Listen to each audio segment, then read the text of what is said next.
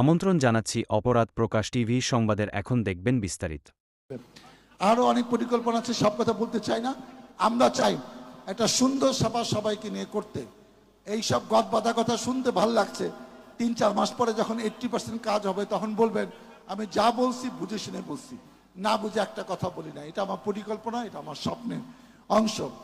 আমি বক্তব্য রাখার জন্য অনুরোধ করছি দেওয়ান মোহাম্মদ মঈনুদ্দিন বিপ্লব, সাবেক ভাইস চেয়ারম্যান, সাবেক চেয়ারম্যান ইয়ারপুর ইউনিয়ন পরিষদ।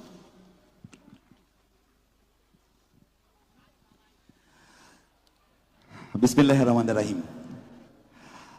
আজকে এই নাগরিক সম্বর্ধনায় আজকের অনুষ্ঠানে আমাদের ডাক্তার দেওয়ান মোহাম্মদ সালাউদ্দিন, আমাদের মাননীয় এমপি মহোদয় উপস্থিত আছেন।